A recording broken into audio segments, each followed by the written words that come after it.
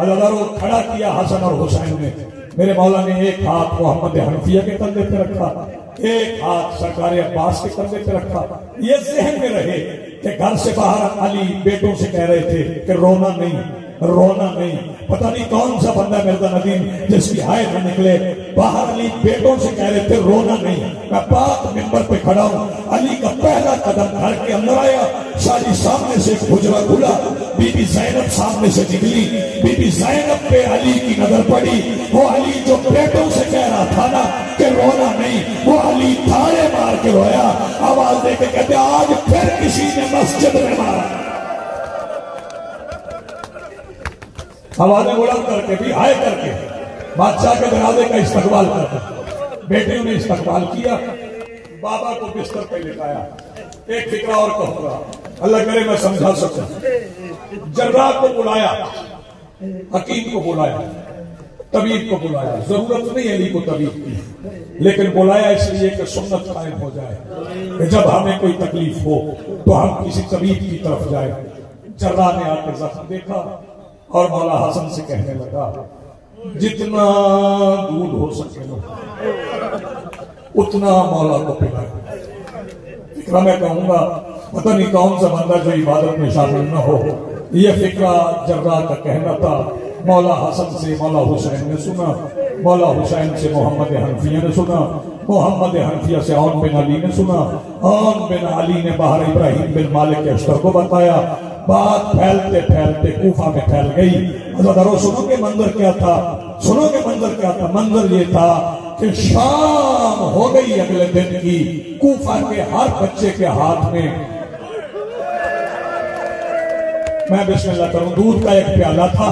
जब लोग पूछते थे ना ये दूध का प्याला किस लिए है, तो वो बच्चे कहते थे कि आज उसको जर्ब लग गई है। जब हम उसके सामने कहते थे ना हमारा बाप मर गया है, तो मौला अली हमें गोद में बिठा के कहते थे जब कोई तुमसे पूछे ना तुम्हारा बाप कौन है, तो कहना हमारे बाप का नाम अली है।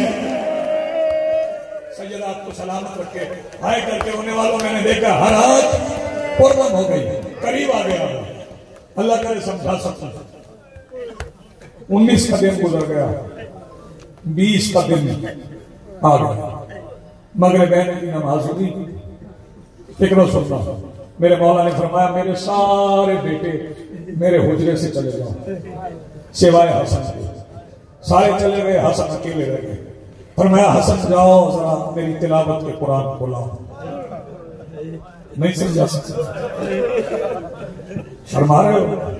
हसन जाओ जरा मेरी तिलावत के कुरान को लाओ। हसन जाओ मेरी तिलावत के कुरान को लाओ। फैसलाबाद वालों सुनोगे हसन कहाँ है?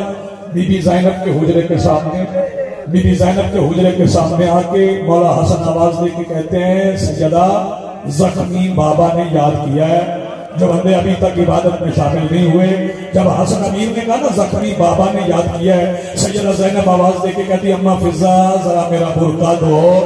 और फैसलाबाद वालों जिसे जख्मी बाप का पैगाम सुन के बुर्का याद रहे उसे ज़ैनब कहते हैं। जो जख्मी बाप के पैगाम के बाद बुर्का ढूंढती रही, जरा गौर कर वो बगैर चादर के शाम के बाजार से सैयदा सलामत रखेगा। बड़ी प्यारी इबादत कर रहे हो, हाय करके मातम करके सीने पे हाथ मार के। जो बंदे जिनको आंसू नसीब ना हो वो आवाज बुलंद कर दे। अज़ादारों सैयदा आई मौला के हुजरे में दाखिल हुई, करीब आई, फरमाया हसन अब आप भी हुजरे से जाओ। हसन हुजरे से निकले, मौला अमीर आवाज देके कहते हैं सैयदा सैयदा जी बाबा बेटी तेरे जख्मी बाप की एक दरखास्त है। बाबा आप हुक्म करें। फरमाया नहीं बेटी तेरा मकाम इतना बुलंद है, मैं दरखास्त भी करूंगा। बाबा मैं हाजिर हूं, आप हुक्म फरमाएं। फरमाया बेटी मैं सारी जिंदगी तरसता रहा कभी तुमसे कुरान सुनूं, आज मुझे कुरान सुना। बाबा मैं आपके सामने कुरान पढ़ूं। फरमाया बेटी मेरा वादा रहा, ये तेरे बाप की आखिरी हसरत है, मेरा वादा रहा मेरे सिवा और कोई नहीं सुनेगा। सैयदा ज़ैनब ने कुरान की तिलावत के लिए एक सूरत का इंतखाब किया और नौजवान मातमी बताओ कौन सी सूरत थी? वही सूरत जो हुसैन ने करबला में अकबर को दस्तार बांधते हुए पढ़ी थी ना, सैयदा ने पढ़ना शुरू किया, बिस्मिल्लाहिर्रहमानिर्रहीम यासीन वल कुरानिल हकीम इन्नका लमिनल मुरसलीन। अभी मुरसलीन की नून बीबी ज़ैनब की जुबान पर थी कि अली आवाज देके कहते हैं, बस कर ज़ैनब, अब मुझे यकीन हो गया तू शराबी के दरबार में मेरी विलायत की बता के लिए खुतबे पढ़ेगी। सैयदा सलाम मखदूमा आलमीन आपको आबाद रखे। दो फिक्रे और सुन लें। मेरे मौला अली ने सैयदा से कुरान सुनने के बाद सारी औलाद को फिर अपने हुजरे में बुलाया, वसीयतें शुरू हुई। बहुत जल्दी करना पड़े, किसी आदमी को इंतजार न करना पड़े। सबके हाथ मेरे मौला ने मौला हसन के हाथ हुए। सुन लें, सबके हाथ मौला हसन के हाथ हुए। बीबी उम्मे कुलसूम का हाथ मौला हसन के हाथ में, बीबी ज़ैनब का हाथ मौला हसन के हाथ में, बीबी रुकैया का हाथ मौला हसन के हाथ में। जब ये सारी वसीयतें अली कर रहे थे, अचानक किसी की सिसकियों की आवाज आई। अली आवाज देके कहते ये रो कौन रहा है? हुसैन आवाज देके कहते हैं वो मोहम्मद बनीन का बेटा अब्बास जमीन पे बैठ के लकीरें खींच रहा है। पूछा क्यों रो रहे हो? अब्बास आवाज देके कहते बाबा मैं किसके हवाले? फरमाया तू किसी के हवाले नहीं, तू जरा मेरे करीब आ। अब्बास करीब आए, हुसैन का और बीबी ज़ैनब का हाथ पकड़ के अब्बास के हाथ में दे के अली आवाज देके कहते मुझसे वादा कर, जब तक तेरे बाजू सलामत रहेंगे, हुसैन की गर्दन सलामत रहेगी, ज़ैनब की।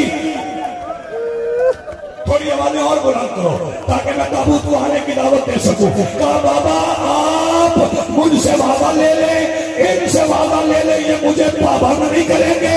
मेरा वादा हो गया, ना शबीर की गर्दन को कोई देखेगा, ना मेरी बहन की चादर को कोई देखेगा। अल्लाह सुनोगे, वसीयत मुकम्मल हो गई कि एक बार अली ने आवाज दे के कहा, हसन बेटा दादा हाशिम आ गए, हसन बेटा दादा अब्दुल मुत्तलिब आ गए, हसन बेटा या रसूल पाक आ गए, हसन बेटा चाचा हमजा आ गए। सबके आने का अली बताते रहे। बंदा कौन है जिसकी हाय न निकले? अचानक अली कहते हैं हसन हुसैन जरा मुझे उठा के बिठाओ। बाबा अब कौन आ गया? फरमाया अब वो आ गई है जिसके इस्तेमाल के लिए उठना वाजिब है।